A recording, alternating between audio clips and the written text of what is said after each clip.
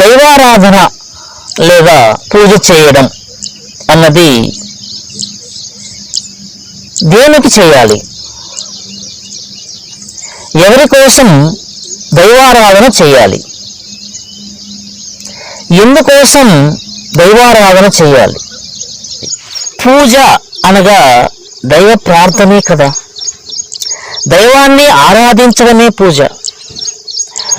పూజ అన్నది పూర్వ వాసనలను నశింపచేసి జనన మరణ చక్రం నుండి విడుదల పొందడానికి సరి అయిన మార్గాన్ని చూపిస్తుంది మనకి. నేటి సమాజంలో ఆ పూజని మర్చిపోయే రోజులు వస్తున్నాయి. ఎందుకంటే పాశ్చాత్య సంస్కృతికి ఆకర్షితులైనటువంటి ఈనాటి తరం సనాతన హిందూ సంస్కృతి సాంప్రదాయాలను పాటించకపోవడం బాధాకరం. నేటి పెద్దలు, తల్లిదండ్రులు మన సంస్కృతి సాంప్రదాయాలను పాటించడం ద్వారా మన పిల్లలను మన సంస్కృతి సాంప్రదాయ విషయాల్లో వారిని భాగస్వాములు చేయడం ద్వారా ఈ యొక్క దైవాన్ని గురించి, దైవ స్మరణ గురి యొక్క ప్రాముఖ్యత గురించి వారికి తెలియజేసిన వారు అవుతాం. ప్రతిరోజు ప్రతి ఇంట్లో దీపారాధన చేయాలని చెప్తుంది శాస్త్రం. ప్రతిరోజు కాకపోయినా కనీసం వారంలో ఒకరోజైనా దీపారాధన, దైవ ప్రార్థన చేయడం ప్రతి ఒక్కరి నైతిక బాధ్యతగా భావించాలి. దీపారాధన, దైవారాధన చేయని ఇంట్లో నివసించరాదని చెప్తుంది వైదిక శాస్త్రం. నేటి మానవుడు ఆర్థికంగా, రాజకీయంగా, వైజ్ఞానిక పరంగా ఉన్నత స్థాయికి చేరినప్పటికీ ఆధ్యాత్మిక, నైతిక, మానవత్వ విలువల పరంగా చూస్తే తాను తిరోగమనం చెందుతున్నాడనే భావించాలి. అయితే 90% పైగా దైవంపై విశ్వాసం ఉన్నవారే ఈ సృష్టిని నడిపించే మహత్తరమైన శక్తి ఒకటి ఉందని అందరూ నమ్ముతారు. ఆ శక్తియే దైవశక్తి అని నమ్ముతారు. దైవంపై విశ్వాసం ఉంది.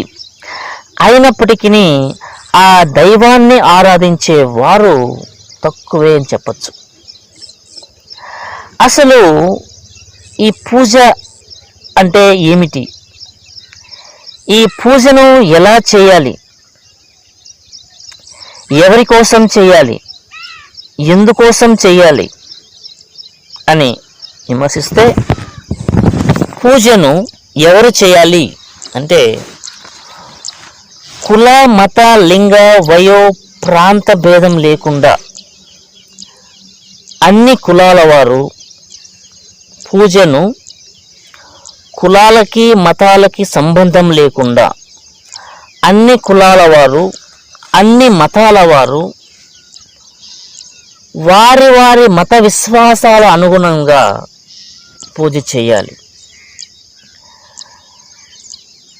స్త్రీ పురుష భేదం లేకుండా, చిన్న పెద్ద అనే వయసుతో నిమిత్తం లేకుండా, ప్రాంతీయ భేదం లేకుండా అందరూ దైవాన్ని నమ్మేటువంటి ప్రతి ఒక్కరూ పూజ చేయాలి. అంటే పూజ ఎందుకు చేయాలి అని విమర్శిస్తే, 84 లక్షల జీవరాశుల్లో మానవ జన్మ విశిష్టమైనది, అతి దుర్లభమైనది మానవ జన్మ. అట్టి దుర్లభమైన మానవ ఉపాధిని భగవంతుడు మనకు ఇచ్చినందుకు కృతజ్ఞతగా దైవాన్ని ఆరాధించాలి.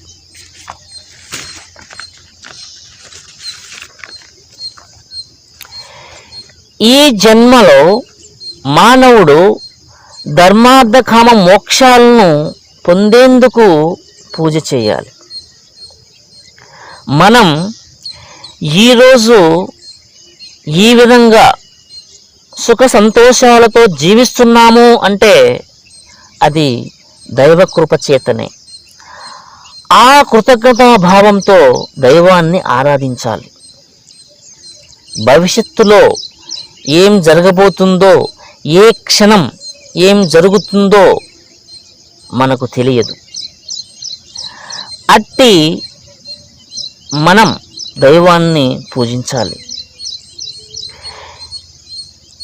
ఈ జన్మలోనే ఆత్మానుభూతిని పొందాలని పూజ చేయాలి. మానవుడు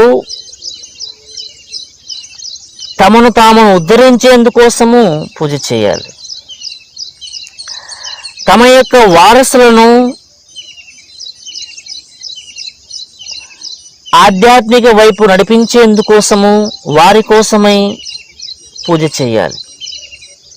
దైవారాధన చేయడం ద్వారా మానవ జన్మ అంతిమ లక్ష్యమైనటువంటి పరమాత్మలో ఐక్యం కావడానికి సరియైన మార్గం పొందడానికి పూజ చేయాలి. కాబట్టి ప్రతి మానవుడు కుల, మత, వర్గ, లింగ, వయోభేదం లేకుండా నిత్యము దైవారాధన చేయాలి. మరి ఎలా చేయాలి అంటే, పూజ అన్నది త్రికరణ శుద్ధిగా చేయాలి. ఏకాగ్ర బుద్ధితో చేసేటువంటి పూజ సత్ఫలితాలను ఇస్తుంది.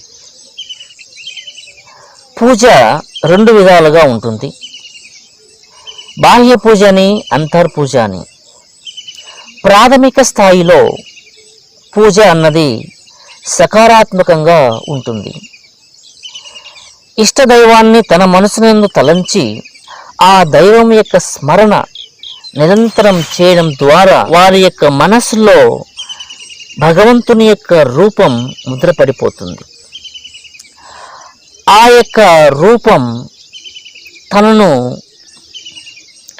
నిరంతరం దైవాన్ని నీవు స్మరణ చేయడం ద్వారా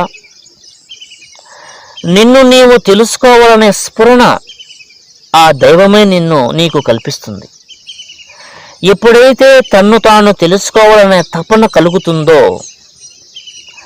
అప్పుడు వారికి పూజ, జపం అటువంటిది చేయాల్సిన అవసరం ఉండదు. వారు నిరంతరము ఆత్మనిష్ఠులే ఉంటారు. తాను చేసే కర్మలన్నిటికీ తాను సాక్షిగా ఉంటాడు. అట్టి స్థితి ఆత్మ సాక్షాత్కారం.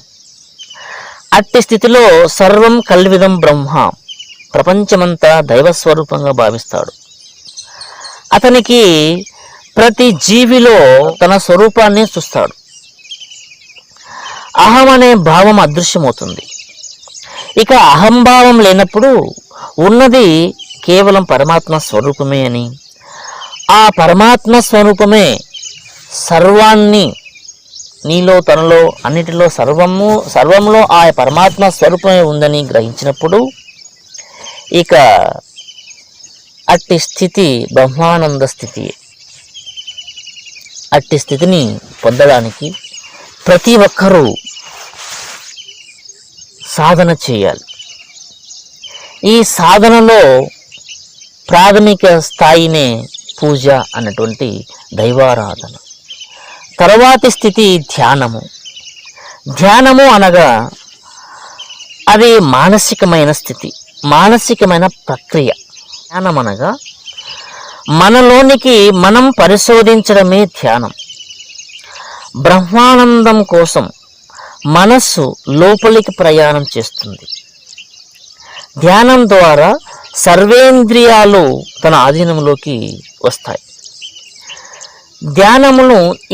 ధ్యానం అంటుంటది ఎలా చేయాలి, ఎందుకు చేయాలంటే, ధ్యానంలో గతానికి సంబంధించిన చింత కానీ భవిష్యత్తుకు సంబంధించిన ఆందోళనలు కానీ ఉండవు. ధ్యానం చేయడం ద్వారా మానసిక, శారీరక రుగ్మతల నుంచి మనం బయటపడగలం. ఆత్మ సాక్షాత్కారాన్ని పొందగలం. మనసుకి విశ్రాంతి లేకపోవడానికి కారణం ఏమిటి అని ఆలోచిస్తే, అపరిమితమైనటువంటి కోరికలు, మానసిక శారీరక నిరంతర శ్రమయే ఈ యొక్క మానసిక అశాంతికి కారణమై ఉన్నది. కాబట్టి మనం చేయవలసినది మనసుకి ప్రశాంతత కలిగించడమే, మనసుకి విశ్రాంతిని చేకూర్చడమే మన కర్తవ్యంగా ఉంది. ఏ విధంగా మనసుకి విశ్రాంతిని కలిగించాలి అంటే, మనసుకి విశ్రాంతిని కలిగించే సాధనం కేవలం ధ్యానమే.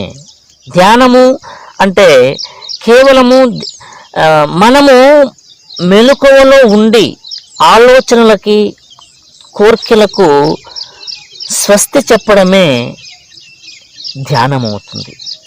ఈ విధంగా ధ్యానము నిరంతరము సాధనం చేయడం ద్వారా పొందేటువంటి అనుభూతి అది వర్ణాతీతం.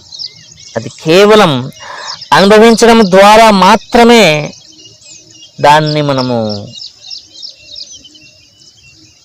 చెప్పగలం.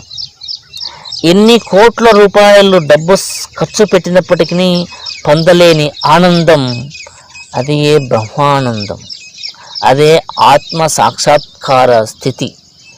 అట్టి స్థితిని ప్రతి ఒక్కరూ పొందాలని, అట్టి స్థితికి ప్రతి ఒక్కరూ అర్హులేనని,